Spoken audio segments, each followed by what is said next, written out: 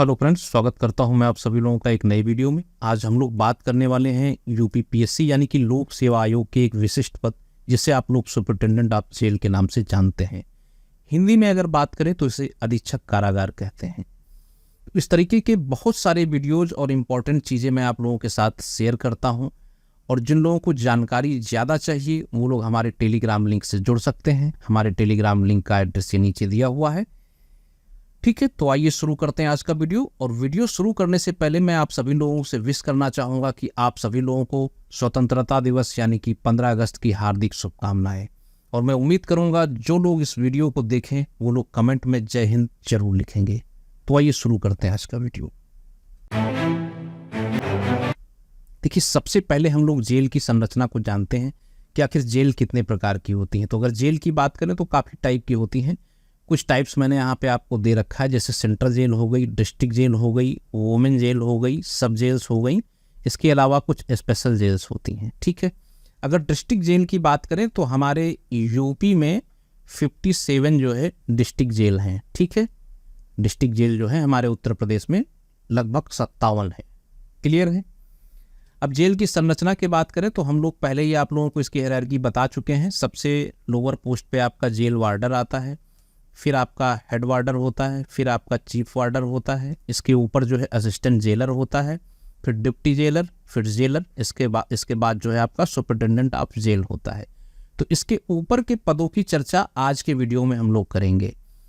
ठीक है, और यूपी पीएससी की अगर हम लोग बात करें तो यूपी पीएससी में 2 पदों पे भर्ती होती है। एक तो आपके सुपरिटेंडेंट ऑफ जेल और दूसरा डिप्टी जेलर पे। ठीक है, यानी इन 2 पदों पे यूपी पीएससी जो है आपका भर्ती करवाता है। डिप्टी जेलर के बारे में हम लोगों ने प्रीवियस वीडियो पे चर्चा कर ली है। जिन लोगों ने वो वीडियो नहीं देखा है उन्हें यहाँ पे उसका लिंक मिल जाएगा। ठीक है, आज के वीडियो में हम लोग चर्चा करेंगे सुपरिटेंडेंट ऑफ जेल यानी अधीक्षक कारागार। इसके अगर ग्रेड पे की हम लोग बात करें तो 5400 ग्रेड पे की नौकरी होती है, और इसमें आपका फिजिकल मानक भी लिया जाता है। फिजिकल मानक की अगर हम लोग बात करें तो हाइट इसमें आपकी लेते हैं 168 सेंटीमीटर, और अगर हम लोग चेस्ट की बात करें तो 81.3 सेंटीमीटर आपका जो है नॉर्मल में होना चाहिए, और इसमें 5 सेंटीमीटर का एक्सपेंशन यानी फुलाने पे 5 सेंटीमीटर बड़ा होना चाहिए, फूलना चाहिए तो 86.3 सेंटीमीटर फुलाने पे हो जाएगा। इसमें आपकी आई साइट्स भी ली जाती है। आपकी आईज बिल्कुल स्वस्थ होना चाहिए और उसका विजन 6/6 होना चाहिए। तो ये क्राइटेरिया इसका होता है। इसके अलावा इसके जॉब प्रोफाइल की अगर बात करें तो बड़ा ही इम्पोर्टेंट पद होता है। देखिए, यहाँ पहले मैंने आपको बताया ये जो एक सुपरिटेंडेंट ऑफ जेल होता है ये बड़ा ही इम्पोर्टेंट पद होता है, और दूसरा आपका जेलर का पद होता है। जेलर का पद भी, इसके भी दायित्व तो बहुत सारे होते हैं और बड़ा ही इम्पोर्टेंट रोल अदा करता है। आप जब डिप्टी जेलर से प्रमोट होकर के जेलर बनेंगे तो आपके ऊपर जिम्मेदारियां बहुत सी बढ़ जाएंगी। किसी दिन मौका मिला तो मैं आपको जेलर पद के बारे में भी रूबरू कराऊंगा, आपको इसकी जिम्मेदारियों के बारे में बताऊंगा। लेकिन आज हम लोग सुपरिटेंडेंट ऑफ जेल की बात करेंगे। तो आइए देर ना करते हुए हम लोग इसके जॉब प्रोफाइल के बारे में चर्चा कर लेते हैं। तो जॉब प्रोफाइल की अगर बात करें तो बहुत सारे कार्य करने होते हैं। कुछ कार्य जो है इम्पोर्टेंट मैंने इसमें वीडियो में मेंशन किया है। ठीक है, तो देखिए क्या है। कारागार का मुख्य अधिकारी के रूप में वरिष्ठ अधीक्षक कारागार और अधीक्षक कारागार की नियुक्ति होती है। यदि कारागार में वरिष्ठ अधीक्षक कारागार की तैनाती नहीं है तो समस्त कारागार का प्रभार अधीक्षक कारागार को ही सौंपे जाते हैं। इस स्थिति में कारागार प्रशासन पर अधीक्षक कारागार का पूर्ण नियंत्रण रहता है। देखिए, जो अधीक्षक कारागार होता है उसके ऊपर एक पद और होता है। जैसे मान लिया आपकी कोई जेल है तो ये एक छोटी जेल है तो यहाँ पे तो आपका कारागार अधीक्षक पोस्ट होगा ही, अधीक्षक कारागार पोस्ट होगा। लेकिन अगर यही बड़ी जेल है, ठीक है, तो यहाँ पे दोनों लोगों की पोस्टिंग हो गई। यहाँ पे एक आपका जो है अधीक्षक कारागार हो जाएगा और एक और पदाधिकारी होगा, उसे आप लोग वरिष्ठ अधीक्षक कारागार के नाम से जानेंगे। ठीक है, ये अक्सर बड़ी जेलों में होता है। अब मान लीजिए आपका जो है वरिष्ठ अधीक्षक कारागार अगर मौके पे वहाँ पे उपलब्ध नहीं है, उस जेल में उसकी पोस्टिंग नहीं है, तो उस जेल का जो सर्वा होगा तो वो कौन होगा? वो होगा अधीक्षक कारागार। ठीक है, अधीक्षक कारागार ही जो है उसका सर्वा होगा। ठीक है, उसी को सारे प्रभार सौंपे जाएंगे। अब इस स्थिति में क्या होगा? जो कारागार प्रशासन होगा उस पर पूरा कंट्रोल किसका होगा? अधीक्षक कारागार का जो है उस पर पूर्ण नियंत्रण रहेगा, सारे डिसीजन वो ही लेगा। क्लियर है। फिर है अधीक्षक कारागार कारागार अधिनियम 1894 एवं कारागार अधिनियम 1900 में उल्लिखित समस्त उपबंधों एवं नियमों के पालन के करने एवं सभी बंदियों की सजाओं के निष्पादन के लिए उत्तरदायी होता है। अधीक्षक कारागार की भी कुछ लिमिटेशंस होती हैं, वो अपने सारे कार्य कारागार अधिनियम 1894 और 1900 के अंतर्गत करता है।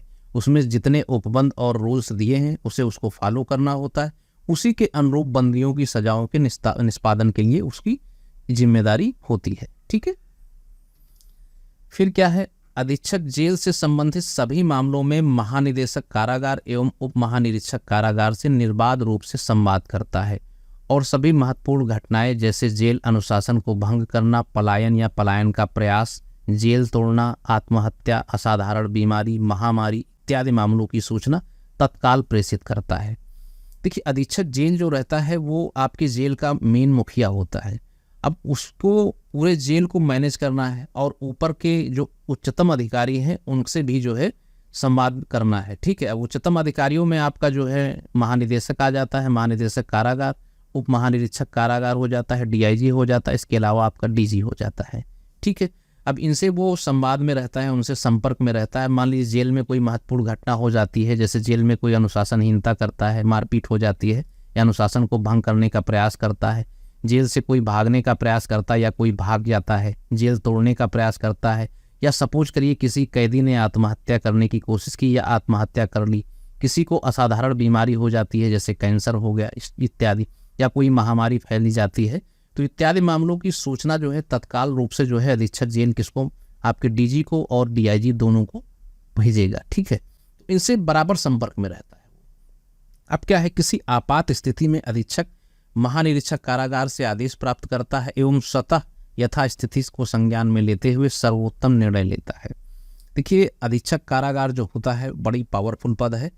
अब उसको अपने बुद्धि विवेक का भी इस्तेमाल करना होता है। अब सडन कोई आपात स्थिति आ गई, मारपीट हो गई, या मान लीजिए कोई जेल तोड़ने का प्रयास कर रहा है, ऐसी स्थिति आ गई, तो वो क्या करेगा, अगर महानिरीक्षक है आपका जो डीआईजी है, अगर उसकी जानकारी में है तो उससे आदेश लेगा कि मुझे आगे क्या करना चाहिए, और अगर उसकी जानकारी में नहीं तो उसे सूचित करेगा और स्वतः यथास्थिति को देखते हुए उसको संज्ञान में लेते हुए जो सर्वोत्तम निर्णय हो सकेगा वो लेगा। उसको क्या करना है, किसको क्या आदेश देना है, वो खुद से डिसाइड करेगा। ठीक है, फिर क्या है, अधीक्षक समस्त बंदियों के रख रखाव एवं उनके स्वास्थ्य संबंधित मामलों के लिए उत्तरदायी होता है। अधीक्षक जितने भी आपके बंदी होंगे उनको कैसे रखा जा रहा है, किस प्रिजन में डाला जा रहा है, किस बैरक में रह रहे हैं, ये सारी चीज़ें देखेगा। इसके अलावा उनके स्वास्थ्य संबंधित जितने मामले होंगे उसके लिए वो उत्तरदायी रहेगा। इवन उनको अगर कहीं भर्ती कराना है, हॉस्पिटलाइज कराना है, हॉस्पिटल में एडमिट कराना है, तो उसी के आदेश पे ये सारी चीज़ें होती हैं। फिर है, अधीक्षक जेल का मुख्य अधिकारी होने के नाते जेल के कर्मचारियों एवं अधीनस्थ अधिकारियों के कर्तव्यों का वितरण कुछ इस प्रकार करता है कि गलतियों, कर्तव्यों में उपेक्षा या पद के दुरुपयोग के संबंध में शुद्धता से जवाबदेही तय की जा सके और जांच के उपरांत संबंधित को सजा अथवा आवश्यक निर्देश दिए जा सके। देखिए, अधीक्षक को पूरा दिमाग लगाना होता है। अब जेल का मुख्य अधिकारी है, प्रशासनिक अधिकारी है, तो कर्मचारी, उसके जो अधीनस्थ अधिकारी कर्मचारी काम करेंगे तो उनमें वो काम को बांटेगा परस्पर कि आपको ये काम करना है, आपको जो है ये काम करना, सब में जो है ऐसे इस रूप में काम बांटेगा कि अगर उनमें से कोई गलतियां करता है या कर्तव्यों में कोई लापरवाही, ढिलाई, शिथिलता बरतता है या फिर कोई अपने पद या शक्तियों का दुरुपयोग करता है, तो इस संबंध में बिल्कुल शुद्धता से जो है उसकी जवाबदेही तय हो जाएगी और जांच के उपरांत अगर जरूरत पड़ती तो उसको सजा भी मिलेगी, अन्यथा जो है आवश्यक निर्देश दिए जाएंगे। जैसे अभी मान लीजिए अधीक्षक ने किसी वार्डन को लगा दिया कि ये तालाबंदी होने तक आप यहाँ पे रहेंगे, जब कैदी आपके आज़ाद होंगे, सुबह उनको रिलीज़ किया जाएगा तो ताला खुलेगा, तब आप यहाँ पे मौजूद रहेंगे, सबकी काउंटिंग करेंगे। इसके अलावा जब ताला बंद किया जाएगा, तालाबंदी होगी, तो आप उनकी काउंटिंग करेंगे। तो ये उसकी जिम्मेदारी, वो काउंटिंग करके रजिस्टर में अंकित करेगा। मान लीजिए उससे कोई गलती हो जाती है तो भाई उसी की तो जवाबदेही बनती है, उसके हिसाब से उसे सजा या फिर आवश्यक निर्देश दिए जा सकते हैं। तो यही चीज़ मैं आपको बताने की कोशिश कर रहा हूँ। दूसरा क्या है, अधीक्षक यह निर्धारित करता है कि कम से कम एक उच्चतर कर्मचारी की उपस्थिति में एक ऐसा अधिकारी हमेशा जेल के अंदर उपस्थित रहे जो जेल के अंदर बंदियों के बैरक के ताला खोलने से लेकर तालाबंदी तक पूर्ण जिम्मेदारी का वहन कर सके। बात को आप समझ पाए? अधीक्षक जिम्मेदारी देता है किसी ना किसी एक अधिकारी को कि जो कर्मचारी आपके होते हैं वहाँ पे सुबह क्या होता है, बंदियों को बैरक से बाहर निकाला जाता है ताला खोल करके, और शाम को तालाबंदी होती है, सभी की काउंटिंग होगी और ताला बंद करके अंदर किया जाता है। तो उसमें वो क्या करेगा, एक ऐसे अधिकारी की नियुक्ति कर देगा जो आपके उच्चतर श्रेणी के कर्मचारी हैं, उनके साथ में वो ड्यूटी करेगा। और जब बंदियों को बैरक में ताला खोला जाएगा तब उनकी काउंटिंग करवाएगा, उनको ससुरक्षित बाहर निकालेगा, उनकी तलाशी करेगा। और जब बंदियों की तालाबंदी होगी शाम को तब भी उनकी काउंटिंग कराएगा और उनकी जो है तलाशी लेगा। तो इस जिम्मेदारी को वहन करने के लिए वो एक अधिकारी नियुक्त करता है। ठीक है। अधीक्षक ये सुनिश्चित करता है कि कोई अधिकारी कर्मचारी विशेषकर स्टोर कीपर एक बार में 1 वर्ष से अधिक समय तक एक ही विभाग अनुभाग में कार्य ना करें। सभी की बारी बारी से नियोजित ढंग से ड्यूटी परिवर्तन करवाना अधीक्षक का ही काम होता है। देखिए होता क्या है, अगर कोई अधिकारी या कर्मचारी एक जगह पे सेटल हो जाता है, वहीं पे 1 वर्ष से या 2-3-4 वर्ष तक लगातार काम करने लगता है, तो कोई ना कोई विकल्प बना लेता है आउटसोर्सिंग का या ओवर इनकम का, या फिर ढीला ही बरतने लगता है। तो इसलिए अधीक्षक क्या रहता है, वो हमेशा जो है एक निर्णय लेता है कि 1 वर्ष के अंदर जो है आदमियों के जितने भी वहाँ पे अधिकारी या कर्मचारी पोस्ट हैं, स्पेशली स्टोर कीपर, वो एक ही विभाग या अनुभाग में काम ना करें। ठीक है। उनको बारी बारी से जो है नियोजित ढंग से उनकी ड्यूटी में चेंजेस कराता रहता है। कभी आप ये काम देख लीजिए तो कभी आप ये काम देख लीजिए। कहने का मतलब जेल के अंदर ही उनकी ट्रांसफर पोस्टिंग वो करता रहता है। ठीक है। अधीक्षक अपने अधीनस्थ समस्त अधिकारियों एवं कर्मचारियों के कार्यों का अवलोकन करता है एवं उनके कार्यों की समीक्षा कर उनकी रिपोर्ट अपने उच्चतर अधिकारियों को प्रेषित करता है। ठीक है, ये प्रेषित है। तो अधीक्षक क्या करता है, उसके अंडर में जितने अधिकारी कर्मचारी काम करते हैं उनके कार्यों का अवलोकन करता है, देखता है कि वो सही से काम कर रहे हैं या नहीं कर रहे हैं, या फिर कोई ढिलाई बरत रहे हैं, और इसकी एक विस्तृत रिपोर्ट तैयार करा के अपने जो ऊपर अधिकारी तैनात होते हैं उनको प्रेषित करता है। ठीक है। फिर क्या है, कारागार में होने वाले समस्त विवादों को निपटाने एवं उचित निर्णय लेने का अधिकार कारागार अधीक्षक का ही होता है। अब कारागार में मान लीजिए कोई विवाद हो गया, किसी सेल को लेकर के आपस में कैदी भिड़ गए और उनको जो है वार्डन वगैरह ने पीट दिया या कुछ उस टाइप का मामला हो गया, तो वो सारे कोई सा भी विवाद हो, चाहे आपस में कर्मचारियों में हो या जेल में जो बंदी हैं उनमें हो, तो इन समस्त विवादों को निपटाने एवं उन पे जो है उचित निर्णय लेने का अधिकार कारागार अधीक्षक का ही होता है। ठीक है।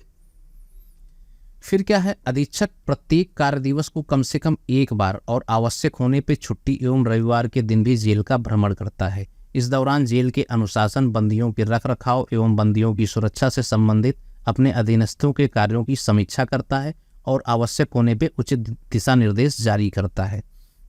अधीक्षक वैसे तो प्रत्येक कार्य दिवस रेगुलर जो है 1 बार अपने जेल का, पूरी जेल का भ्रमण करता है, और ज़रूरत पड़ती है तो मान लीजिए किसी दिन हॉलीडे है या छुट्टी है या संडे पड़ जाता है तो उस दिन भी जेल का भ्रमण कर लेगा। या फिर मान लीजिए नॉन वर्किंग हॉर्स है, जैसे मान लीजिए 10-11 बजे भी उसका मूड हुआ तो वो जेल का भ्रमण कर लेगा, उसके ऊपर कोई वो नहीं है कि वो कब आ जाए। तो इससे क्या होता है, इस दौरान वो जेल में अनुशासन एवं बंदियों को कैसे रखा जा रहा है, बंदियों की सुरक्षा के क्या इंतजाम है, इन सभी चीज़ों को देखता है और अपने अधीनस्थों को कौन मौके पर ड्यूटी पे तैनात है, कौन सो रहा है, कौन इधर उधर बाहर गया है, इन सभी चीज़ों पर नज़र रखता है और उनके कार्यों की समीक्षा करता है, और अगर कहीं पे ढिलाई लगती है तो उसे उचित दिशा निर्देश जारी करता है। अधीक्षक प्रत्येक कैदी से जो अलग कैद किए गए हैं उनसे सप्ताह में कम से कम 2 बार मिलेगा और उनकी सुरक्षा एवं स्वास्थ्य संबंधित मामलों की जांच करेगा। देखिए कुछ कैदी होती हैं जो स्पेशल होते हैं, उनको अलग जो है कैद किया जाता है, मान लीजिए बहुत क्रूशियल टाइप के होते हैं, बहुत उन पर ज़्यादा कड़ी निगरानी रखी जाती है, तो सप्ताह में उनसे कम से कम 2 बार मिलेगा और उनकी सुरक्षा एवं स्वास्थ्य संबंधित मामलों की जांच करेगा कि वो जहाँ पे बंद किए गए हैं वहाँ पे सुरक्षा दृष्टिगत क्या मामला है, वो सुरक्षित हैं या नहीं, तो ऐसा तो नहीं पलायन करने की कोशिश करें, और स्वास्थ्य उनका कैसा, इन सब चीज़ों की जो है वो जांच करता है। और ये सारी ड्यूटीज़ जो है वो जेलर को देता है कि वो देखता रहे कि इनको कोई दिक्कत ना होने पाए। ठीक है। अधीक्षक बैरक, यार्ड, सेल और जेल के सभी अन्य भागों का सप्ताह में कम से कम 1 बार निरीक्षण अवश्य करता है। कभी कभी वह अपने अधीनस्थों के आवासों की भी जांच करता है। वह जेल के रासायनिक विभाग का भी भ्रमण करता है और यह सुनिश्चित करता है कि कैदियों को आपूर्ति की जा रही सब्जियां ताज़ी और पौष्टिक हैं। अधीक्षक है भाई कहीं भी जा सकता है, बैरक है, यार्ड है, सेल है, जेल के अन्य भूभाग हैं, सभी जगह वो जो है 1 बार निरीक्षण अवश्य करता है। ठीक है, सप्ताह में जब मन किया उसका। और कभी कभी वो अपने अधीनस्थों के आवासों को भी देख लेता है, भाई वहाँ पे क्या प्रॉपर ढंग से सब कुछ मैनेज हो रहा है या नहीं हो रहा है। इसके अलावा रासायनिक विभाग का भी भ्रमण करता है और ये सुनिश्चित करता है कि साफ़ सफाई का क्या मामला है, साफ़ सफाई हो रही नहीं हो रही, और कैदियों को जो सब्जियां वगैरह दी जा रही हैं, फल फ्रूट्स वगैरह प्रोवाइड किए जा रहे हैं, वो ताज़े और पौष्टिक हैं या नहीं है। ठीक है। अधीक्षक समय समय पर कैदियों की शिकायतों को भी जांच करता है। यदि कोई कैदी अधीक्षक से मिलने की इच्छा व्यक्त करता है तो अधीक्षक उस कैदी से मुलाकात भी करता है और उसकी समस्या को सुनता है एवं यथासंभव उस समस्या का निवारण करता है।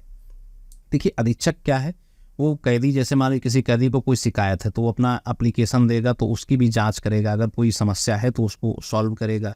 इसके अलावा कोई कैदी अगर अधीक्षक से मिलने की इच्छा व्यक्त करता है तो वो अपने जेलर या वार्डन को सूचित करता है, वो अधीक्षक को सूचित करेगा और अधीक्षक से अपॉइंटमेंट ले लेगा और उससे समय पे मुलाकात भी करेगा। और उस दौरान अगर उसको कोई समस्या है तो अधीक्षक को बताएगा, अधीक्षक उसे सुनेगा और यथासंभव जो उससे हो सकेगा तो उस समस्या का निवारण भी करेगा। ठीक। अधीक्षक जेल में स्थित अस्पताल का प्रतिदिन भ्रमण करता है और सुनिश्चित करता है कि बीमार कैदी की सुरक्षित अभिरक्षा के लिए उचित प्रबंध किए गए हैं और कैदी का उचित चिकित्सीय उपचार किया जा रहा है। जेल के अनुशासन को अस्पताल में भी बनाए रखे जाने के लिए आवश्यक दिशा निर्देश जारी करता है। अधीक्षक जेल में जो अस्पताल स्थित होता है उसका भी प्रतिदिन भ्रमण करता है। अब क्या होता है, तमाम कैदी जो होते हैं बीमार होते हैं तो उनको भी वहाँ पे एडमिट किया जाता है। अब वहाँ पे उनकी अभिरक्षा के लिए उचित प्रबंध है या नहीं, ऐसा तो नहीं कि अस्पताल से वो भाग जाएंगे या उनको चिकित्सीय उपचार जो मिल रहा है वो सही ढंग से मिल रहा है या नहीं मिल रहा है, ये सारी चीज़ें भी वो देखता है। और जेल में जैसे अनुशासन मेंटेन रहता है वैसे हॉस्पिटल में भी वो अनुशासन बनाए रखने के लिए दिशा निर्देश जारी करता है।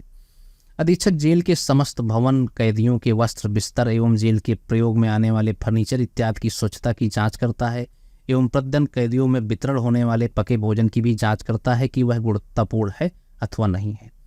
अब चूंकि इंचार्ज है, सारी जिम्मेदारी उसकी है, तो भवन, कैदियों के वस्त्र, बिस्तर इत्यादि जितने भी फर्नीचर होंगे सब ऑफिस के, उन सब की जांच करेगा और ये देखेगा कि समय पे स्वच्छता हो रही नहीं हो रही है, झाड़ू पोछा लगाया जा रहा है नहीं लगाया जा रहा है, कैदियों के वस्त्र साफ सुथरे हैं या नहीं, बिस्तर साफ सुथरे हैं या नहीं, और प्रतिदिन जो कैदियों में वितरण होता है पका हुआ भोजन, उसकी भी जांच करता है कि वह गुणवत्तापूर्ण है या नहीं। अगर कहीं से कोई उसे शिथिलता लगती है तो उसके लिए जो जिम्मेदार होता है उन्हें सजा भी देता है, दंड भी देता है और उनके लिए आवश्यक दिशा निर्देश भी जारी करता है। अधीक्षक यह देखता है कि जेलर और उसके अधीनस्थों द्वारा बैरकों में बंद कैदियों की तलाशी और बाहर कार्य करने वाले कैदियों का चयन एवं उनकी अभिरक्षा के लिए उचित प्रबंध किए गए हैं अथवा नहीं। यदि नहीं कहीं से कोई शिथिलता नजर आती है तो उसके लिए आवश्यक दिशा निर्देश जारी करता है या फिर दंड भी देता है। देखिए, जेलर तो मेन इंपॉर्टेंट पद है ही, उसकी बहुत सारी जिम्मेदारियां हैं, इसके अलावा उसके अधीनस्थ भी साथ में उसके काम करते हैं। अब ये लोग क्या करते हैं, बैरकों में जो कैदी बंद होते हैं उनकी तलाशी लेते हैं, कोई अवैध चीज़ तो उनके पास नहीं है। इसके अलावा जो बाहर कार्य करने वाले कैदी होते हैं, जिन कौन कौन से कैदी बाहर काम करेंगे उनका भी चयन ये जेलर ही करता है। ठीक है। और उनकी अभिरक्षा, यानी कि उनको कोई खतरा तो नहीं, वहाँ पे एक दूसरे से मारपीट कर लेते हैं ना, कभी कभी ऐसा होता है, ग्रुप बन जाते हैं भाई, जेलों में ग्रुप बने होते हैं ना कैदियों के भी, तो देख लेते हैं कहीं मारपीट ना हो जाए या फिर कोई बहुत ज़्यादा ओवर क्राउडिंग ना हो जाए, तो उनकी अभिरक्षा के लिए उचित प्रबंध किए गए हैं, इसकी भी जाँच करता है। और अगर कोई शिथिलता नजर आती तो फिर जाहिर सी बात है दंड देगा या फिर आवश्यक दिशा निर्देश जारी करेगा। ठीक है। अधीक्षक वर्ष में त्रैमासिक रूप से हथियार खाने के हथियारों का निरीक्षण करता है एवं यह सुनिश्चित करता है कि प्रत्येक हथियार साफ सुथरे एवं प्रयोग दशा में हों। हथियारों के रखरखाव पर भी वह दिशा निर्देश जारी करता है। देखिए, हथियार खाना जो होता है वो जेल का प्रमुख होता है। ठीक है। वहाँ पे क्या रहता है, वेपन्स वगैरह रहते हैं, तो हर त्रैमासिक यानी 3 महीने में 90 दिन के अंतराल में अधीक्षक जो है अब जो है हथियार खाने में जाता है, वहाँ पे हथियारों को निरीक्षण करता, देखता है वो साफ़ सुथरे हैं या नहीं, प्रयोग में आने वाली दशा में है नहीं, ऐसा तो नहीं कि जैम हो गए हैं या फिर उसकी उसमें मैगजीन वगैरह ना लगती हो, तो ये सारी चीज़ें वो देखता है। इवन चेक भी करता है कि उनके रख रखाव कैसे हैं, ऐसा तो नहीं कहीं इधर उधर पड़े हुए हैं, सही ढंग से है कि नहीं, और अगर किसी को इशू किया गया है वेपन तो किसको इशू किया गया है, वो कब कब जमा करता है, कब कब रखता है अपने पास में, ये सारी चीज़ें जो है वो हथियार खाने में जाकर के जांच करता है। फिर क्या है, अधीक्षक पलायन को रोकने के लिए प्रत्येक आवश्यक सावधानियां बरतने के लिए निर्देश देता है और सभी सिल, दरवाजों, खिड़कियों, ताले, हथकड़ियों, बेड़ी, बंधन इत्यादि का प्रतिदिन परीक्षण करवाता है। वह जेलर से इससे संबंधित समस्त चीज़ों की विस्तृत रिपोर्ट लिखित में लेता है। देखिए, अधीक्षक क्या रहता है, उसका मेन एम रहता है कि पलायन ना होने पाए। जेल में पलायन होना बहुत गंभीर चीज़ है। अगर मान लीजिए जेल में कोई कैदी भाग जाता है तो अधीक्षक के लिए बड़ी मुसीबत हो जाएगी, तो इसको रोकने के लिए वो हर संभव सावधानियां बरतता है। इसके लिए सभी सेल के दरवाजे हो गए, खिड़की हो गए, ताले हो गए, हथकड़ी हो गए, बेड़ी, बंधन इन सब चीज़ों की प्रतिदिन परीक्षण करवाता है। अगर कहीं से कोई कमज़ोर है तो उसको तुरंत नहीं चेंज करा देगा, ठीक है। और इसके लिए जेलर भी रिस्पॉन्सिबल होता है, ठीक है। मैंने बताया ना, जेलर बहुत महत्वपूर्ण पद है, बहुत जिम्मेदारी वाला पद है। तो इसकी वो विस्तृत रिपोर्ट तैयार करता है और अधीक्षक को सौंपता है, ठीक है। अधीक्षक किसी महत्वपूर्ण कैदी की सुरक्षा के लिए विशेष सावधानी बरतने के लिए जेलर को दिशा निर्देश देता है। अधीक्षक ही एकमात्र यह निर्णय लेता है कि उस महत्वपूर्ण कैदी को किस सेल में रखना है एवं उसकी अभिरक्षा के लिए किन अधिकारियों और कर्मचारियों की ड्यूटी लगानी है। कभी कभी क्या होता है, बहुत तगड़े हिस्ट्री सीटर वगैरह आ जाते हैं जेल में, तो वो महत्वपूर्ण कैदियों में से आते हैं। अब उनके लिए विशेष सावधानी बरतने के लिए जो है अधीक्षक जेलर को अपॉइंट करता है कि आप जो है ये फलाना कैदी है, ये इतना बड़ा हिस्ट्री सीटर है, इसे आप अलग सेल में रखेंगे, इस सेल में रखेंगे और उसकी अभिरक्षा के लिए ये अधिकारी, ये कर्मचारियों की ड्यूटी लगनी है। तो इस हिसाब से वो तय कर देता है और वो लोग अपना ड्यूटी वगैरह करते रहते हैं और इस प्रकार से वो कैदी भी सेफ है और उसकी सुरक्षा भी हो रही है। इसके अलावा पलायन करने का कोई जो है चांस भी नहीं बन रहा है। क्लियर है। फिर क्या है, महानिदेशक कारागार अथवा अन्य किसी उच्चतर अधिकारी के जेल के निरीक्षण के समय अधीक्षक उनके साथ रहता है, उन्हें जेल का भ्रमण कराता है, जेल के अनुशासन एवं लिपिकी संबंधित अभिलेख महानिदेशक अथवा निरीक्षणकर्ता को उपलब्ध कराता है। अब जेलों में कई बार होता है कि डीएम साहब हो गए या फिर आपके आईजी साहब हो गए, डीआईजी साहब हो गए, ये सब लोग क्या करते हैं, जांच करने जाते हैं कि भाई वहाँ पे निरीक्षण करने जाते हैं क्या क्या हो रहा है, अनुशासन कैसा है, कैदियों को कोई दिक्कत तो नहीं है, सब कुछ प्रॉपर रूप से चल रहा है या नहीं चल रहा है। तो इसके लिए वो जब जांच करने जाते हैं तो उस समय अधीक्षक क्या करता है, उनके साथ में रहता है और उन्हें जो है जेल का भ्रमण करवाता है और जो उन्हें अभिलेख वगैरह की ज़रूरत होती है वो सारे अभिलेख जो है उनको उपलब्ध करवाता है, ठीक है। फिर क्या है, अधीक्षक जो है अपने अधीनस्थों की कार्यप्रणाली पर नज़र रखता है एवं समय समय पर उन्हें निर्देशित करता है। इसके साथ ही वह अपने अधीनस्थों की लिखित गोपनीय रिपोर्ट तैयार कराता है, जिससे प्रत्येक वर्ष 10 अप्रैल तक अपने उच्चतर प्राधिकारी को सौंपता है। इस रिपोर्ट में उनकी कार्यशैली, स्वभाव, निर्णय योग्यता, क्रियाशीलता एवं कैदियों से उनका व्यवहार कैसा है, इन सभी का वर्णन होता है। अधीक्षक जितने भी अपने अंडर कर्मचारी अधिकारी काम करते हैं सब पे नज़र रखता है, सुपरविजन करता है और समय समय पे उन्हें निर्देशित भी करता है। इसके अलावा उनकी लिखित गोपनीय रिपोर्ट तैयार करवाता है, जिसे प्रत्येक वर्ष 10 अप्रैल को अपने उच्चतर प्राधिकारी, डीआईजी, आईजी या फिर एडिशनल डीजी, इन सबको जो है सौंपता है। अब इस रिपोर्ट में क्या करेगा, उनकी जो है कार्यशैली, स्वभाव, निर्णय लेने की योग्यता कैसी है, क्रियाशीलता कैसी है और कैदियों से उनका व्यवहार कैसा है, इन सभी का जो है वो वर्णन करता है, ठीक है। ये सारी चीज़ें उनके प्रमोशन में काम आती हैं, ठीक है। तो ये सब जिम्मेदारी अधीक्षक की होती है भाई। फिर क्या है, अधीक्षक अपराधों और दंडों की अपील और सजा की माफी से संबंधित नियमों की प्रत तैयार कराकर प्रत्येक बैरक की दीवार पर चस्पा कराता है, जिससे बंदियों को उन नियमों की जानकारी हो सके और बंदी उन नियमों का लाभ उठा सके। देखिए, जो बंदी होते हैं तो उनकी सजा माफी की या दंडों की अपील संबंधित बहुत सारे नियम होते हैं। अब उनकी वो एक एक प्रति तैयार करा लेगा और जितने भी बैरक होंगे उनके मेन गेट पे जो है चस्पा करवा देगा। अब उससे क्या होगा, जब बंदी निकलेगा तो उन नियमों को पढ़ेगा कि भाई ये काम हमें नहीं करना है। इससे क्या होगा, हमारा बिहेवियर अच्छा होगा। जब बिहेवियर अच्छा होगा तो हमारी सज़ा माफ़ होने के चांसेस बढ़ जाएंगे। इस चीज़ में जो है अधीक्षक क्या करता है, कभी कभी मीटिंग्स वगैरह भी लेता है। वहाँ पे मीटिंग्स वगैरह लेगा, उसमें जो है बंदियों को, बंदी जितने होते हैं सबको बताता है, जागरूक करता है कि आप लोग ऐसे ऐसे रहोगे यहाँ पे तो आपकी सज़ा माफ़ी की सिफारिश मैं ऊपर तक करूँगा और जिससे आपकी सज़ा भी माफ़ होने के चांसेस बढ़ जाएंगे। अब ऐसा करने से क्या होता है, बंदी को जो है उन नियमों की जानकारी होती है और उनका लाभ उठा पाते हैं, ठीक है। अब क्या है, सभी अधीक्षकों को सरकारी आवास, गाड़ी, mobile bill, guard, helper, cook व अन्य सुविधाओं का लाभ मिलता है और यदि वे लाइसेंस हेतु आवेदन करते हैं तो अपनी सुरक्षा हेतु एक रिवाल्वर या पिस्टल का लाइसेंस प्राप्त करने के हकदार होते हैं। उन्हें ऐसे रिवाल्वर या पिस्टल के लाइसेंस के लिए लाइसेंस के शुल्क का भुगतान से छूट प्राप्त है। देखिए, जितने भी अधीक्षक होते हैं सभी को सरकारी आवास, गाड़ी, मोबाइल, गार्ड, हेल्पर, ये सारी सुविधाएं तो मिलती ही हैं। इसके अलावा उन्हें एक सुविधा ये मिलती है कि उनको सरकारी असलहा तो मिलता ही है, पिस्टल है, रिवाल्वर है, मिलता ही। इसके अलावा अगर वो अपना प्राइवेट लेना चाहें, वो चाहते हैं कि उन्हें जो है अपनी सुरक्षा के लिए एक रिवाल्वर मिले। भाई जो सरकारी आप लेंगे गवर्नमेंट, तो वो आप जब बाहर जाएंगे या कहीं जाएंगे ड्यूटी टाइम में आपके पास में रहेगा, इसके अलावा आपको वहाँ जमा करना पड़ेगा। और आपका अगर जो है प्राइवेट अपना खुद का है लाइसेंस, तो वो जो रिवाल्वर पिस्टल होगा आप 24 घंटे अपने साथ रख सकते हैं, ठीक है। तो अगर वो अपनी सुरक्षा के लिए लाइसेंस है तो आवेदन करते हैं तो उन्हें एक रिवाल्वर या पिस्टल का लाइसेंस बहुत आसानी से मिल जाता है, मतलब चुटकी बजाते ही, ठीक है। और उसके लिए क्या रहता है, उन्हें जो उसकी फीस भुगतान करना होता है, जो सबसे ज़्यादा लगता है शुल्क, ठीक है। सबसे बड़ी बात होती है लाइसेंस का पास होना, तो वो चुटकी बजाते ही समझ लीजिए अधीक्षकों के लाइसेंस पास हो जाते हैं और उन्हें जो है शुल्क भुगतान नहीं करना होता है, फ्री ऑफ कास्ट उन्हें जो है ये लाइसेंस प्रोवाइड किया जाता है। उसके बाद वो अपना पिस्टल या रिवाल्वर जिसका लाइसेंस है वो खरीद लेते हैं, परचेज कर लेते हैं और उसका जो है सेल्फ डिफेंस के लिए जो है इस्तेमाल करने लगते हैं, ठीक है। तो बहुत सारी सुविधाएं मिलती हैं अधीक्षकों को। पद 1 नंबर है, ये आप जान लीजिए। लोग बोलते हैं कि डीएसपी पद ज़्यादा महत्वपूर्ण है, लेकिन मैं बोलता हूँ ये अधीक्षक पद जो है, कारागार अधीक्षक जो रहता है, ये डीएसपी से कहीं किसी प्रकार से कमज़ोर नहीं है, उससे और बेहतर ही है, ठीक है। अब ये है कि आपको एक सर्किल होगा, एक जेल होगा, उसके अंदर प्रॉपर आपका जो है पूरा रहेगा, उसी के अंदर आपके नियम कानून चलेंगे, आप उसी के हेड रहेंगे, तो ये सब रहता है भाई। बाहर की दुनिया आपको कम देखने को मिलेगी।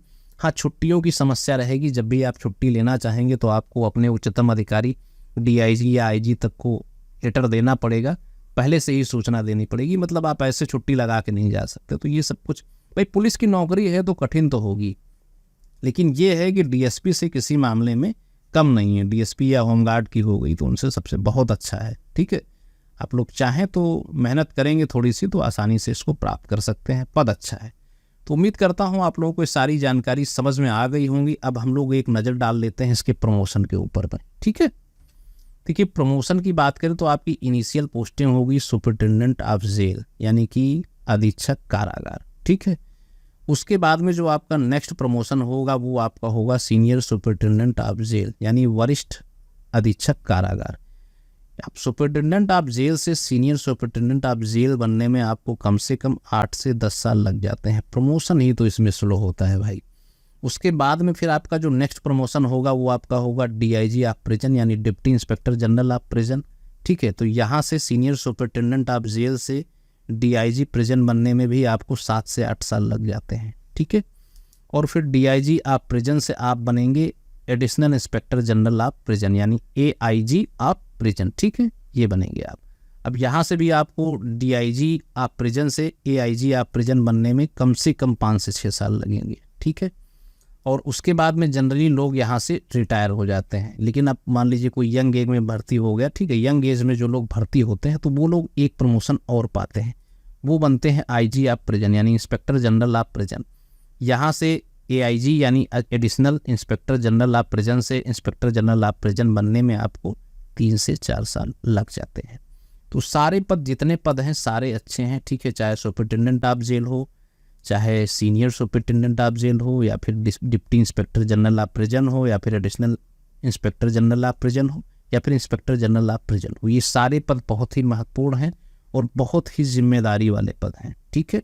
आपको अगर पावर मिलती है तो पावर के साथ में मैं हमेशा एक बात बोलता हूँ, जितनी ज़्यादा पावर उतनी ज़्यादा जिम्मेदारी, ठीक है। तो जिम्मेदारी वाले पद हैं, जरा सी भी शिथिलता बर्दाश्त नहीं की जाती है। इस चीज़ का आप लोग ध्यान रखिएगा, फिर इस पद को आप लोग ज्वाइन करिएगा। क्लियर है? तो उम्मीद करता हूँ आज मैंने जो सारी चीज़ें आपको बताई वो सभी चीज़ें आप लोगों को समझ में आई होंगी।